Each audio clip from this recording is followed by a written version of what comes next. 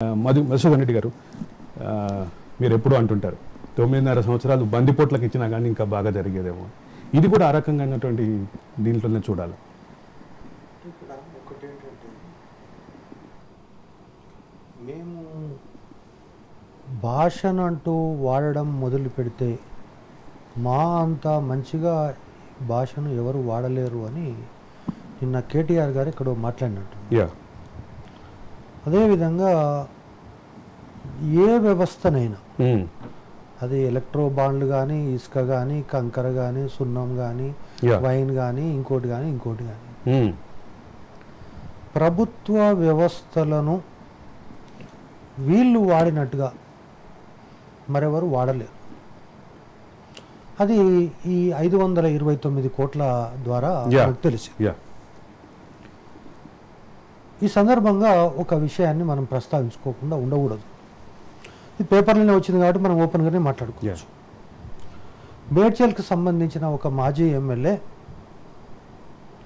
ఒక కంపెనీకి వెళ్ళి డొనేషన్ అడిగాడు.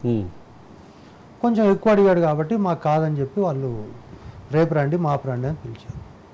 ఒక 5 డే మార్నింగ్ అక్కడికి వెళ్తే అక్కడ హాల్లో యువరాజు కూర్చొని ఉన్నాడు. ఈయన పోయి చూసి యువరాజును చూసి ఇంకా పరిగెత్తితే ఆల్మోస్ట్ ఇంటి వరకు పరిగెత్తాడు.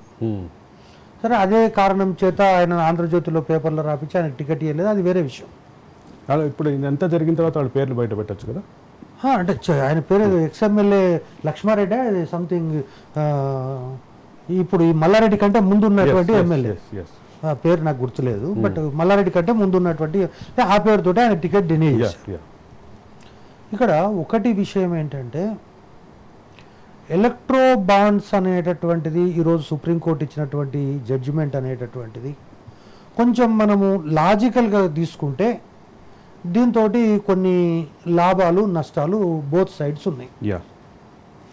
ఉదాహరణకు తెలంగాణకు సంబంధించినటువంటి ఈ పరిస్థితులను కనుక చూస్తే తెలంగాణలో pollution control board, commissioner land revenue, HMDA commissioner, RERA చైర్మన్లు వీళ్ళందరూ కూడా ఏంటంటే ఎవరైతే ప్రభుత్వానికి బ్రోకర్లుగా మధ్యవర్తిగా వ్యవహరించి ఇటువంటి వ్యవహారాలను చక్కబెడతారో వాళ్ళని మాత్రమే అక్కడ నియమించుకుంటారు. తర్వాత మనం ఇంతకుముందు ఒక కలెక్టర్ గురించి మాట్లాడాను, ఇప్పుడు అదే మాట్లాడబోతున్నా. ఇప్పుడు ఆ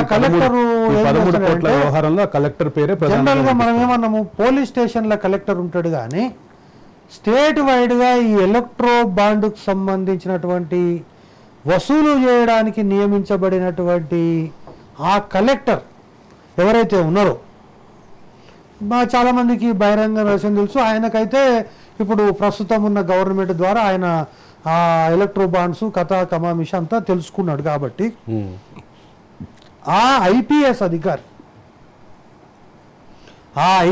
అధికారి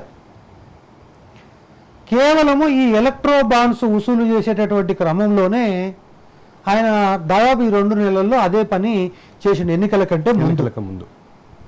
సో మా సోదరుడు ఒక విషయం చెప్తున్నాడు, అంటే ఏంటంటే ఇవి బహిరంగపరచాలి అని. అదే కాంగ్రెస్ పార్టీ కొంపముంచింది ఈ రాష్ట్రంలో.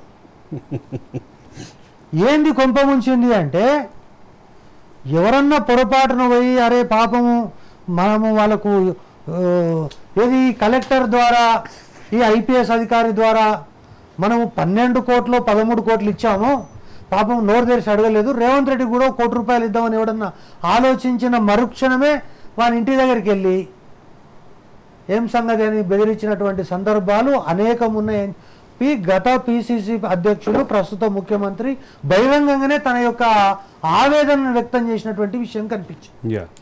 అంటే ఎవరైనా పొరపాటున పక్క పార్టీకి పైసలు ఇస్తే వాళ్ళ అంతు చూసేంత వరకు వదిలిపెట్టనటువంటి పరిస్థితి బహుశా ఈ రాష్ట్రంలో తప్ప ఏ రాష్ట్రంలో లేదు.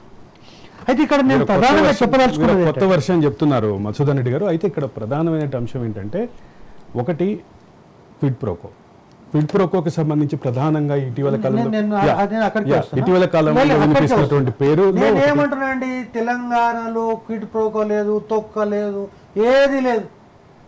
నువ్వు గింత ఇవ్వాలి, ఇస్తావా సస్తావా? అల్టిమేటంలు మాత్రం ఉదాహరణకు పార్థసారథి రెడ్డి ఉన్నాడు, మీరేదో చెప్పడానికి వెనుక ముందు అవుతున్నారు. యా హెట్రో డ్రగ్స్ పార్థసారథి రెడ్డికి ఆయన ప్రపంచ ప్రమాణాలు ఉన్నటువంటి ఒక కంపెనీని ఎస్టాబ్లిష్ చేసి దేశంలో ఏ రోగం వచ్చినా నేను ప్రాణాలు కాపాడుతా అంటే ఆయనకు భూమి దారదత్తం చేసి ఫౌండేషన్ చేశాడు. అదేవిధంగా ఆయన నేను ఈ పలానా ధర పెట్టుకుంటా అంటే నీకు బుద్ధి ఉందా లేదా, గత ధర నీవెందుకు పెడతావు, మేము ఫ్రీగా ఇస్తామంటే నువ్వు దందా 2.5 ఎకరాలు అడిగితే 15 ఎకరాలు ఇస్తావు, నువ్వు తీసుకోబోయి అరే మేము మమ్మల్ని అడిగేటోడు ఉండాలి కానీ అనే పద్ధతిలో ఈ రాష్ట్రంలో ఉంటే ఈరోజు ఈ తెలంగాణ రాష్ట్రంలో 529 కోట్లు. మీరు ఒకటే సెకండ్ నాకు టైం ఇస్తే ఏ ధైర్యంతో, సింపుల్ ఈక్వేషన్ ఇవన్నీ చర్చలే అవసరం లేదు. మా తమ్ముడు పాపం ఆవేదన చెందుతున్నాడు కానీ ఇండియా అనేటటువంటిది ఒకవేళ తమ్ముడు కనుక రెస్పాన్సిబిలిటీ తీసుకొని ఇప్పటికైనా టైం మించిపోలేదు. ఒకవేళ వాళ్ళ అధ్యక్షునితో కానీ లేకపోతే రాహుల్ గాంధీ గారితో మాట్లాడితే ఇండియా అని ఉంది కదా, ఇండియాకు మా సార్ని కన్వీనర్ చేయమనండి, ఈ దేశంలో ఎన్నికలకు కావాల్సిన పైసలు మొత్తం మేమే ఇస్తాం.